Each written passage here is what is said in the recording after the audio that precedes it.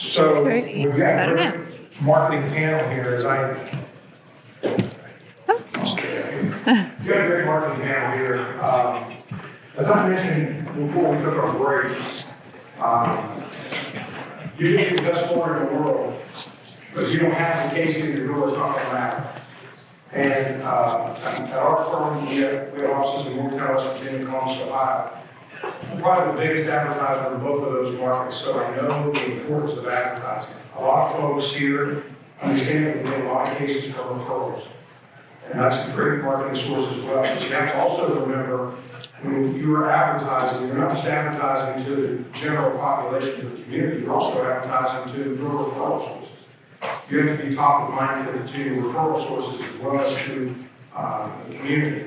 And so we've got some great marketing people here. And let me tell you, the marketing landscape has changed, incredibly over the last 3 years, 5 years, 10 years. I'm a lot older than most of you, but years ago you had 3 stations, TV stations, and you threw your ad down there, and there you are. Now there's 100 different ways, even more, that you can advertise. Digital, broadcast TV, billboard, internet, all those kinds of things. So we have some experts here, and you really do need experts, because if you think as a lawyer you're going to be an expert in any of these topics, you're going to spend a lot of money and get 0 cases. I'm just telling you. So you need to bring in experts who understand the digital landscape and the marketing landscape to help you get involved in this advertising, to spend your dollars effectively. So we have Jay Soffer here. He's with the firm Pilot. Jay, say hello. Hello. We have Sarah Litchy. She's with Shea Litchy, TSEG. Hi. And we have Sarah Blakely. She's with iLawyer. Hi. So these are folks whose expertise is in this digital space, in this advertising space. So we're going to talk about this a little bit. So I want to, first of all, let's start. We'll just kind of come from Jake over to me. Jake, first of all, tell us about your firm, what you all do in that firm, and why you're here. What can you tell us? Yeah, we use data and AI to get you more cases. Kind of the 60-70 story is my background is AI and what's called natural language processing. My brother's an attorney in the family. Started his own firm, worked with a couple agencies. There are some fantastic ones that have roots here. He didn't get so lucky, touched the stove a few times, he asked me for help. We scraped a whole bunch of data on the internet and then used that. And if you Google Miami Uber accident lawyer, you'll see he ranks #1 and his firm just took off, and that was kind of our light bulb moment. We have an amazing team. We recently closed investment with Thomson Reuters, and just been growing with this new thesis of using data and AI to get an edge. Good deal. Shea, tell us about TSEG. What do you do for that? Yeah, so for TSEG, we've been in the marketing field for the legal industry for a long time now. I've been working at the company for 14 years. Definitely worked in kind of every different department of the company too, so really kind of learned how things have changed over time in terms of SEO and marketing just for the legal industry just in general. But we do everything from building your website, doing SEO, paid search. One of the things that we really try and focus on is your signed cases and your ROI. While we can run marketing dollars on all these different marketing channels, what we really look at is the reporting and the actual signed case value that you're getting out of these different channels so that we can help you make those smart decisions on where your money should go. Okay, Sarah, tell us about iLawyer. What does iLawyer do?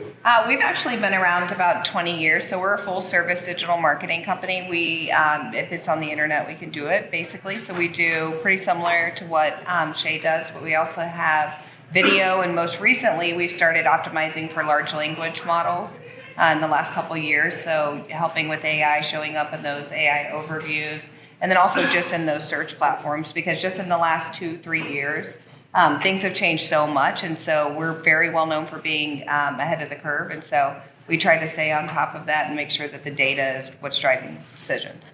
Yeah. So I tell everybody, look, you are advertising that. See, if you guys disagree with me, you tell me. Okay, I want to have this discussion. Okay. But I think you will agree that we are advertising to 99.9% of people who will never need you, who don't need you now, and potentially may never need you. And so that's why the chances of you throwing out an internet ad for a trucking accident and you hitting someone at the very moment they were in a trucking accident is slim to none. So that's why we are always trying to be top of mind. That's what we're trying to do at our firm, to be top of mind advertisers. Because you never know when someone is going to need you. You cannot create a demand for your service. You can't create that demand.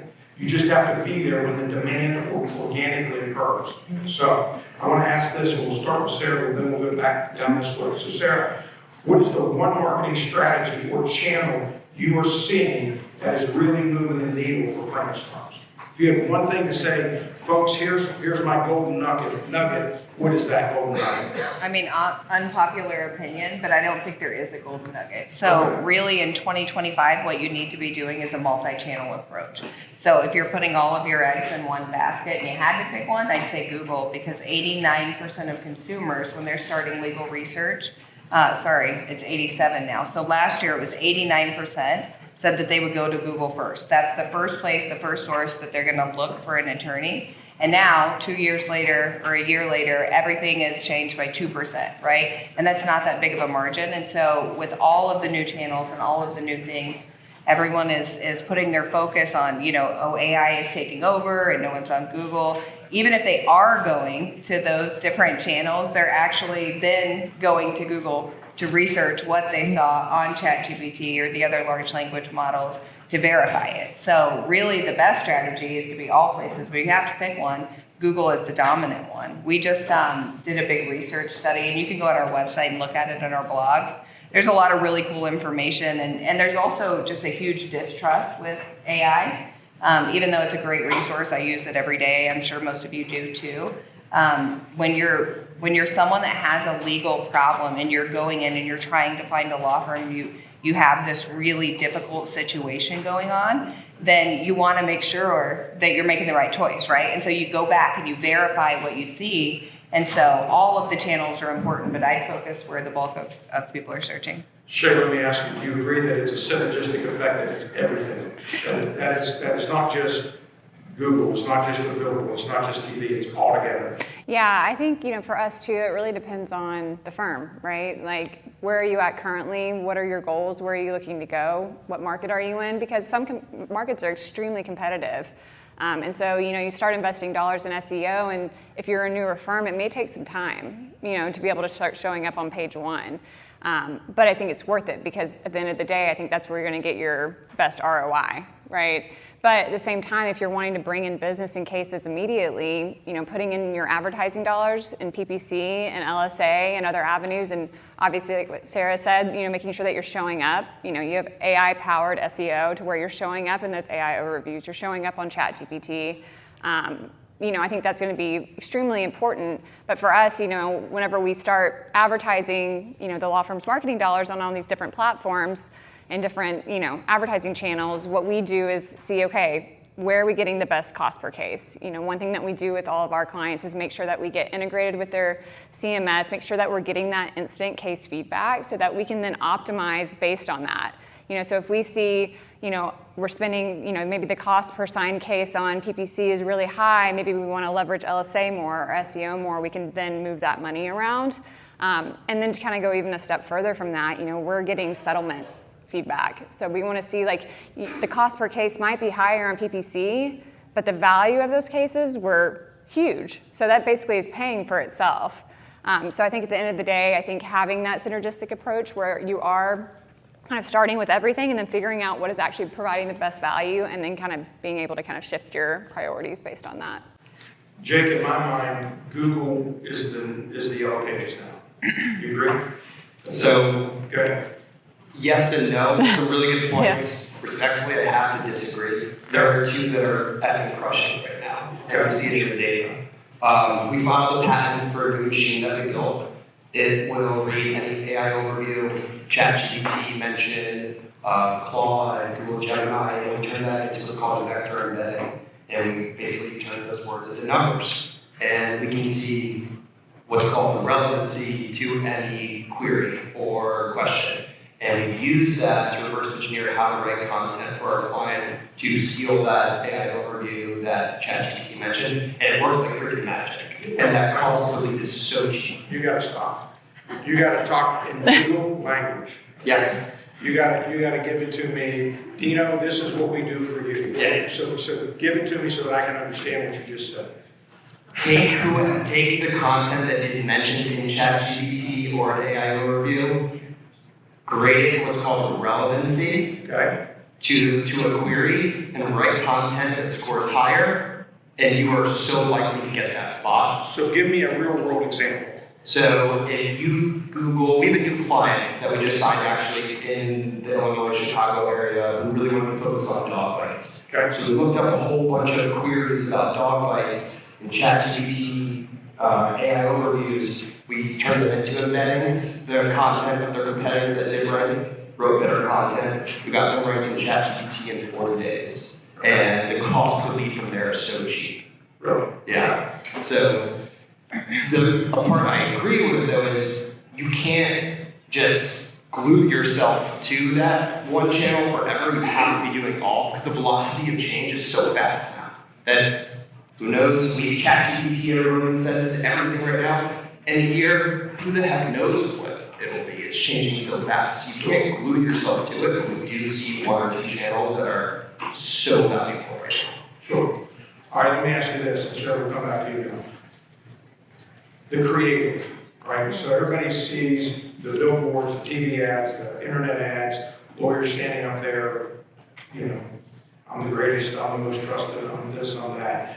How important is the creative to build credibility, to engage with the prospective clients? Yeah, I mean, it's actually really important. So building your brand is something that, first you need cases, right? You have to get cases in the door. But once you get to a branding strategy, it's really, really important. And even Google will give favor to sites that get more direct traffic. So if you're actually getting direct traffic, then they're going to say, okay, let's help them and boost them up in searches. It's more complicated than that, but that's an easier way to explain it. But yeah, I think it's extremely important to do branding.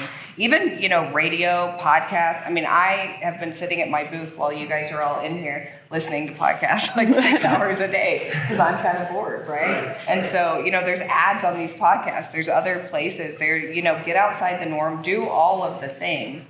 But at the end of the day, you have to make a financial decision. Okay, what's going to give you the most bang for your buck, similar to what Shea said. And I do agree with some of what Jake said too. I'll just comment on that a little bit. But, we have clients that are optimizing. We optimize the large language models, right? ChatGPT, Perplexity, all of them are making a lot of headway. But you have to remember that those are very new.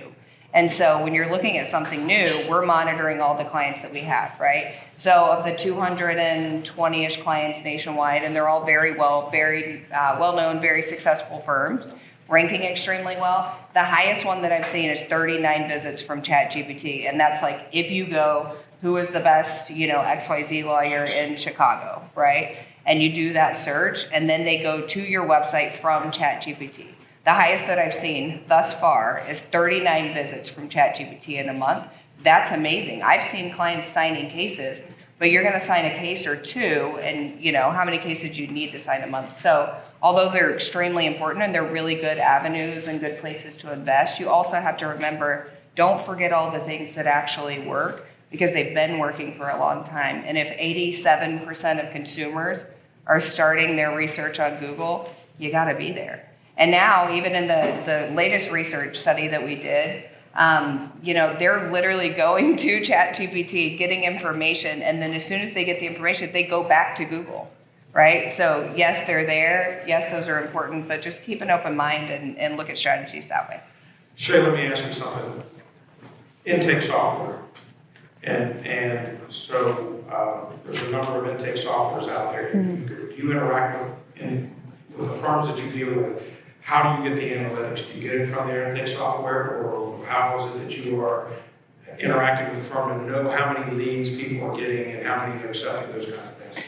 Yeah, so kind of one of the things that we try to make sure up front whenever we're bringing on a new client is that we get full access to their CMS system. We want to be able to integrate it with our own tracking systems to make sure everything is really dialed in. There have been times where, like, if tracking is off, they may say this lead came from word of mouth because the person told us that, but when actually it came from a Google My Business listing because they're ranking in maps. And so, we want to make sure that we're actually able to attribute that lead to the right source.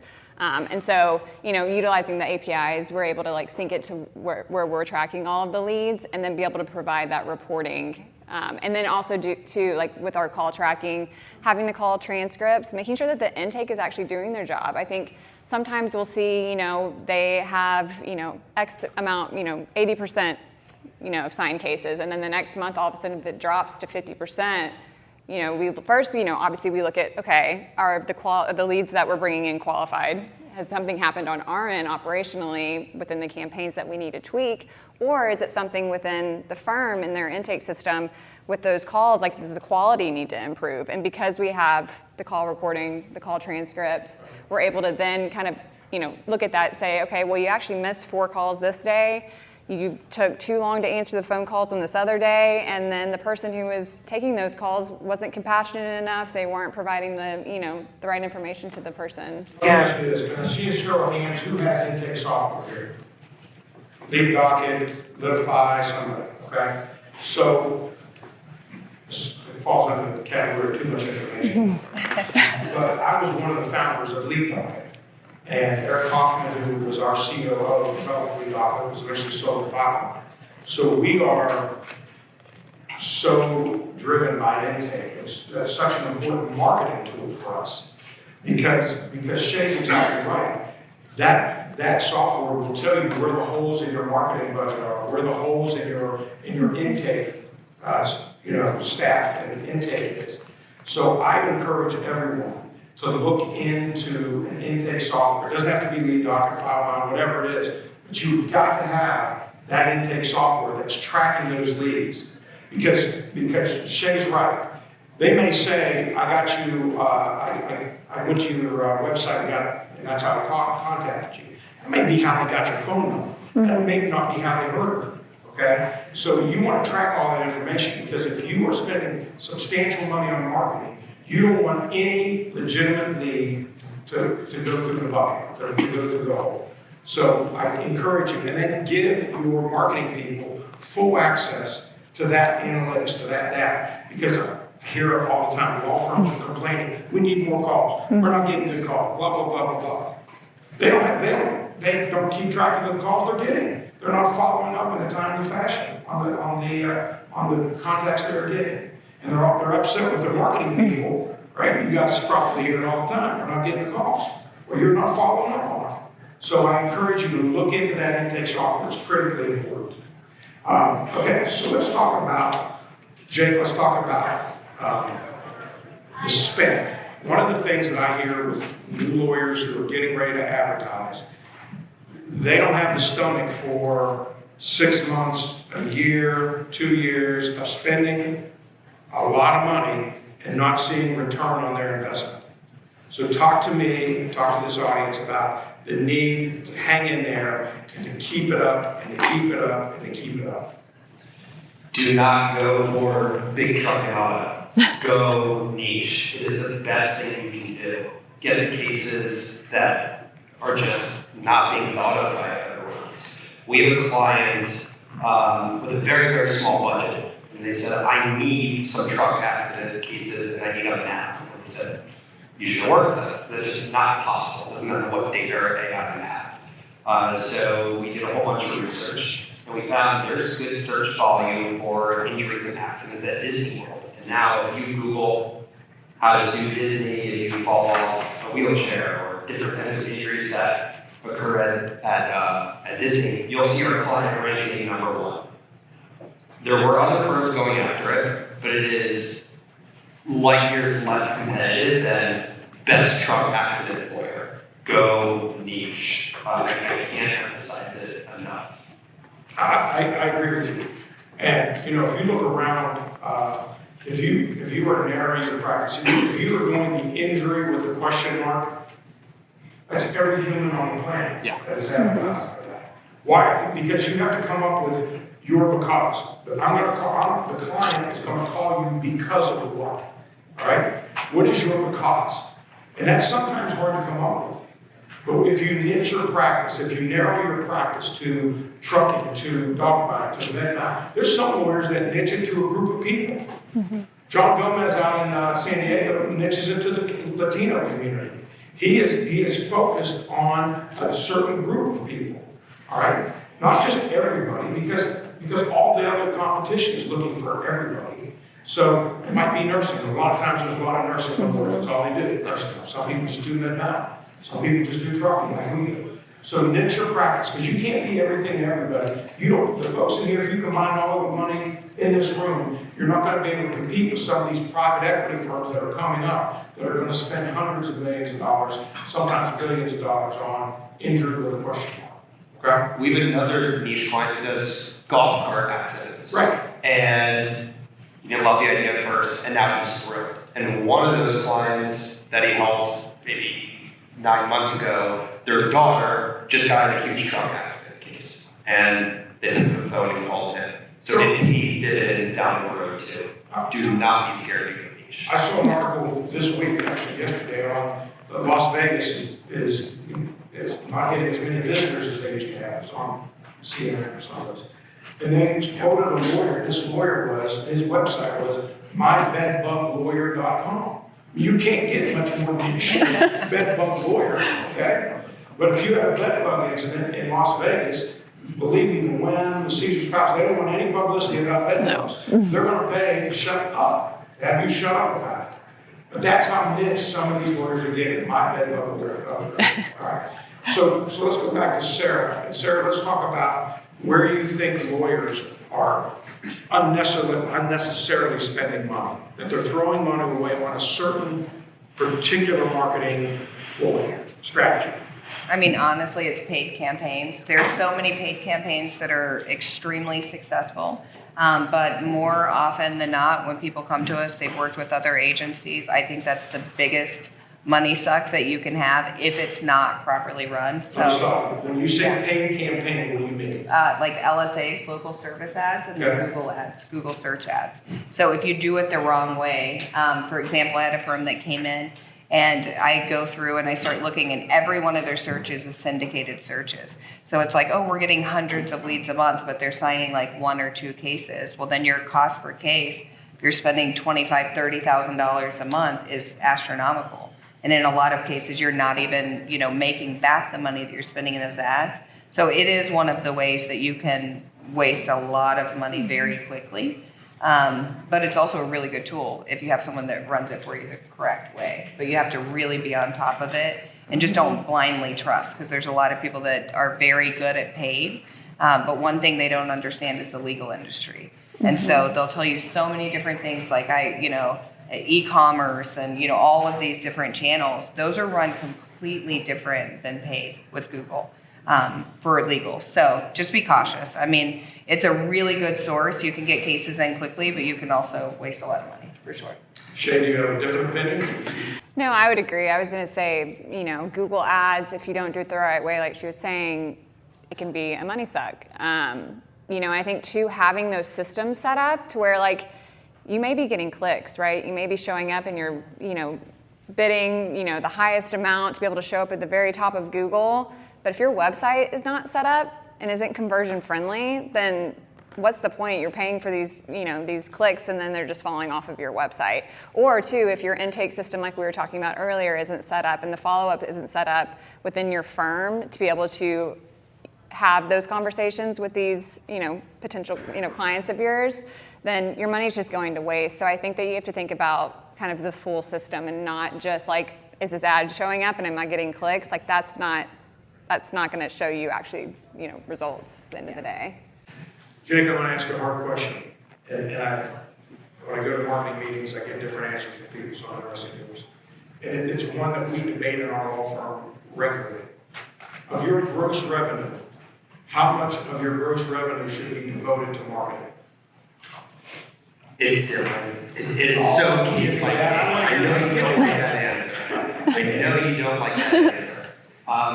And we get asked that all the time, and we don't like to give an answer because it's totally case by case. And where are you in the life cycle of your firm? Are you trying to sell your firm?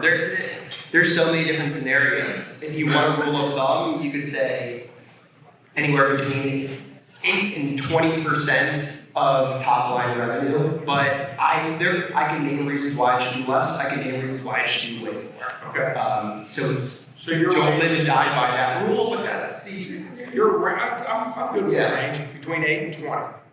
Ballpark. yes, but be prepared to go up and down. Okay. Yeah. Yeah, I mean, I would agree with that. It's tough, depending on like where your firm is at currently, right? One of our clients recently just landed a giant slip and fall case, and the settlement from that, the money that they made from that alone will pay for their next year of marketing dollars, right? And then they just now expanded to 5 more office locations with that money.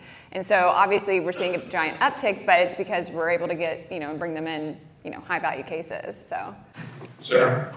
Yeah, I don't know that there's an exact number. I think there's so many variables. Like if you're in Chicago, it's a lot more expensive and you have to invest more. You have more competition. If you're in Hot Springs, Arkansas, you probably don't need as large of a marketing budget because the competition's not there. But it really Shea hit it on the head. I mean, it really just depends on where your firm is at. If you have no presence online and you haven't been investing, you're going to have to invest more to get there. If you have a presence and you're doing pretty good and you just need to kind of boost, you might almost be to a maintain level, but every firm is different. I don't think there's a right answer. I'll give you my thought, because Yeah, sure. we deal with this, and I'm going to write the checks. Yeah, It's up and down there. So you have got to look at marketing and the marketing expense as an investment, not as an expense. And it's hard. Believe me, it is hard every month to write that check to whoever your agency is, Bill, Company, whatever it is. That's a hard check to write, especially if you don't feel like you're getting the calls in or the quality of calls in. But friends, I'm telling you, it is an absolute investment. As a law firm that we do, and embarrassed to say, not embarrassed, but millions of dollars in marketing every year, we view it as an investment. And this is probably music to your ears because you guys are agents. I don't think there's enough that you can spend. I really don't. Because let me tell you what, when my marketing budget goes up, my case count goes up. It just does. It might take a while, and we are all in a pipeline type of business, but I'm telling you, top of mind advertising works. It just does. But it takes time. If you think in 6 months you're going to be a household name, you're dreaming. We're getting ready to go into Cincinnati and Ohio. We lost Columbus, Ohio, and Morgantown, West Virginia. So the debate in my office now is, do we go to Cincinnati or Dayton, or do we just spend more money in the Columbus market and blow that up and be the dominant player? Kind of already are anyway, but what do we do? So we're debating that topic right now. But we view it as an investment, and I'm asking you to do the same, because it absolutely is an investment in your firm and in your family. It really is. So we have just less than 2 minutes. So here's what I'm going to do. I'll start with Jake. I'm going to say, Jake, tell me, we've covered a lot of ground here. What's the one piece of marketing advice you give to firms who want to grow their pipeline in the next year? Don't do it with emotion, because you have to put in time and understand you're not marketing to yourself. This kind of ties to your question of biggest waste of money, building your website for you. So we're actually a Google AI partner. We talk to them all about this all the time. They don't give us the exact recipe to the ranking algorithm. However, Google doesn't give an F what your website looks like. A lot of people believe they do, they don't. They care about the fact of the design. They measure when someone goes to your site, do they just go and click that back button in the top left? Or is the user experience of that design keeping them there? That's what matters, not do you like how it looks. You're not attracting you, you're attracting someone who is dealing with a serious life issue and needs an easy to navigate platform. Okay, Shea, what would you say? I would say really hone in on who your target audience is, what the market is, and how to be found, like show up in front of those people in every single place on the internet, right? I think that obviously things are changing very quickly, with the new AI search results. One thing that we're tracking is tons and tons of different prompts. If someone were to search for, who's the best car accident lawyer in Chicago, like how many times is your brand showing up? AI is recommending brands, not just firms because of keywords on your website. So I think building your brand authority on your website, why are you different from, the person that, is set up down the road?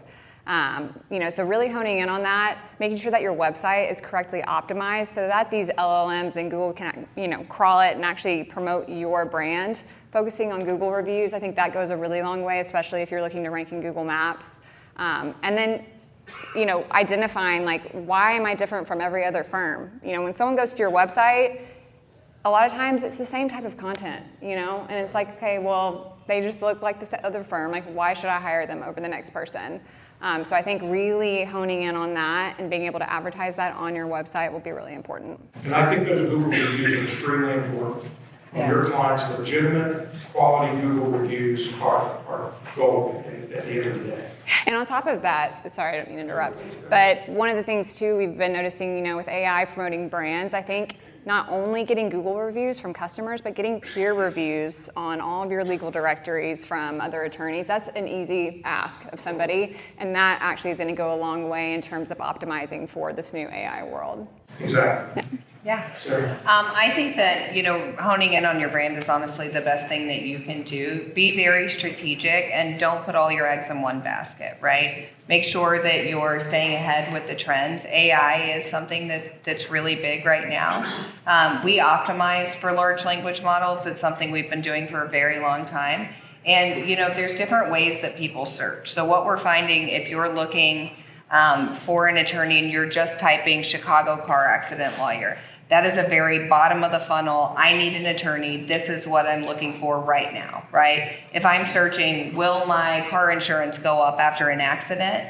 That's very top of funnel. Maybe I need it. Maybe I'm just researching. Maybe I'm curious, but it still brings traffic to the site. Those are the things that are easier to optimize. Those long tail searches, the question formats, those are pretty easy, but getting yourself optimized, if you go to ChatGPT and say, who's the best car accident lawyer in Chicago, that's difficult to do. And so, I think that you just have to have a partner that you trust and you can strategize with and, build your firm that way. All right.